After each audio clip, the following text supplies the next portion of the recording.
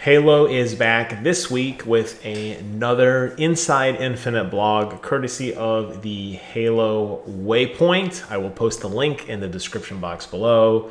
This is a return to the bad form, I think, of conveying information, where it's just a total wall of text. But there's some really cool pictures, and we're going to dive into all of that today. But before we do, you have but one simple task. Subscribe. Oh, there it is. Subscribe. I move it around sometimes. It surprises me probably as much as it surprises you. All right, so we're looking at the Inside Infinite blog posted today, February 25th, 2021, just a mere 17 minutes ago. This is the basically update for Halo Infinite. And really excited that, they are going to be doing a video again in the future. It seems like they may be alternating between videos and articles. So if there's a question you want to ask, use hashtag ask343 and they may answer it in an upcoming video. And I like the video format way better than the blog, by the way. But let's go ahead and take a look. This is a roundtable interview with a few people. It doesn't really matter who they are or what they do. And it's not because I don't appreciate learning about these people. It's because what they are saying is kind of what you would expect them to say in their role. It's a rich world. It has this. It has that. We got it. Okay? We understand.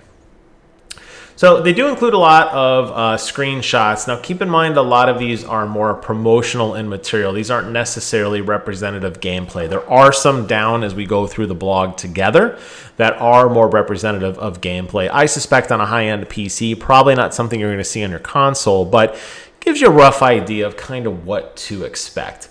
So the first question that is asked of them talks a lot about their goals and kind of their guiding principles. And they all really kind of say the same thing, and it's that they want this to be a spiritual reboot. And you can see this guy, there's a lot of spiritual rebooting in here. Spiritual reboot, spiritual reboot. We want it to be a next generation title. We want it to look beautiful. We want it to be great. But at the end of the day, what made Halo fun was that, that gameplay, that feeling you had of being the chief. Those exciting, larger-than-life moments, think of like the end of Halo 3, think of the end of Halo 2 before it got really bad. Think of stuff like that. And that's actually the next question they ask is like, when you're looking for this inspiration, where do you look? And, there's a lot of things that they find. I mean, we look in our Pacific North, whatever, got it. It's an outside world. Halo is going to take place on the Zeta Halo. It's an outdoorsy world. It's going to have tons of structures on it, tons of grass, mountain, rivers, streams. They're going to want it to be beautiful. Of course, they mentioned the Silent Cartographer, which is kind of the trademark Halo world. Of course, everybody loves Silent Cartographer. And now here's the question I thought that they asked. The last one didn't matter so much, honestly. What's a spiritual reboot mean to you? And they talk a lot about, the feeling that you're going to get. They talk a lot about the grapple shot, which is actually kind of funny. You think of the grapple shot, and that doesn't really have much to do with Halo because Halo used to be a very slow and methodical and at times lumbering game. And that's okay. Go back and play the first Halo where there's no sprinting. You're just basically walking and shooting and aiming. And that's it. That's the whole game. Every so often you get a Banshee or you might get a Ghost here or there. But for the most part, you're just walking and shooting. They added a lot of movement in Halo 5 Guardians, and that was phenomenal with the boost. And, you saw, little dabblings here. Obviously, Reach had the backpack. Halo 4 had the, very basics of boosting, some of the sprint mechanics as well as in Reach.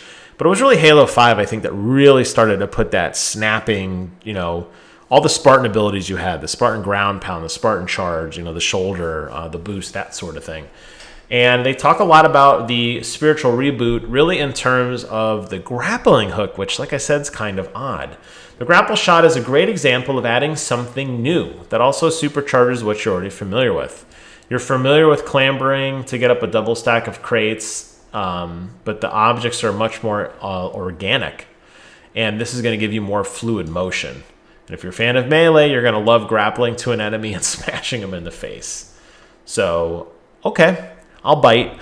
It seems like they still want you to have that ability of basically carving your way through the battlefield. That's kind of what I took from this. And they don't really say it so much here, but it does say it invites exploration and discovery with stories to be found and player urgency on the sandbox. And they want the grapple shot to feel like an organic part of the experience where if you see something and you want to go check it out, you can do so, which I thought was very, very interesting. Here's some more art. I love this style of, we don't really get a lot of this in Halo, and it's unfortunate, and I'm glad that it's being brought back, where you're more familiar with the background. Yes, you have this giant robotic piece of technology in the middle of the screen here, but you're familiar with rivers, and you're familiar with pine trees, and you're familiar with mountains and paths and dirt roads. And I think that's where Halo is really going to shine. And I think that's really what this article was kind of trying to show. And again, as you start looking at some of this work, now this is PC artwork from the campaign, you get the sense of like, this almost feels like a Far Cry game. But then you have this giant structure that obviously doesn't belong in a Far Cry world, obviously. But you're starting to see things like flowers here and rocks, and you could see snow in the background. These are things that we would understand much more as, any other more conventional first-person shooter. So for that to be injected into the Halo universe is really, really, really something special. This is a horrible picture. What are you guys doing? So I was trying to click to show you more. The one thing I do want to highlight here, and I believe that's what this was trying to show, although I wanted to click on it, is it does offer a day-night cycle. So you can see some of the skybox here. You have some birds flying here. Very, very pretty, more sunrise, although there are stars. I mean, we are in outer space. Let's not kid ourselves here. But as you can see, it does transition. The clouds change, the skybox changes, and before you know it, it's dusk. You're getting these really vibrant shadows on some of the structure as this light goes down. A major criticism we had of Halo was the lighting, and it looks like they may have figured out why people hated it with that flat, boring lighting. And here you see the light coming down and being blocked by the mountain, and it is changing the way this looks, and it looks incredible. All the way down to full darkness. The birds are still out. But now, now it's dark. This moon, there's more reflections in the sky. It's got a darker shade to it. That is going to be something so exciting to check out. I am really, really, really looking forward to that. Here's another really, really pretty screenshot. A little different than what we saw in the gameplay. Here you have, the Warthog parked, back to a structure. We got this really awesome sniper rifle. You get a little upgrade of some of the new, HUD here. Looks like you get different kinds of grenades, and, I'm not really sure what's going on here. I don't know if Grapple Shot has a charge or something like that. That looks really, really, really cool as well. And yeah, I think this blog, didn't really answer a lot of my questions, but I will say the best part of it is the last part. And this is, that's what they always say, right? Save the best for last. Joseph Staten, Halo's head of creative, wants to close out this incredibly long-winded blog with an announcement. And this is exciting. So I'm going to read this to you guys here, at least the part that I just stood up and cheered for, honestly. And it is right here. For example, if you zoom in into some of this month's screenshots, you'll catch glimpses of wildlife that inhabit the ring. Halo Infinite's campaign does not have a crafting system. However, and you won't spend time hunting and skinning animals to make better gear for the Chief. Spartans wear Mjolnir assault armor. They don't need leather boots. And I love that because I was worried that we were going to get away from what made Halo so great. And I was afraid that 343 was going to fall into the trap of just these really... Oh, we're going to subscribe again. Every time I do this on accident, people are like, quit telling me to subscribe 4 times in your video. Well, I'll deal with it. I'm going to say this.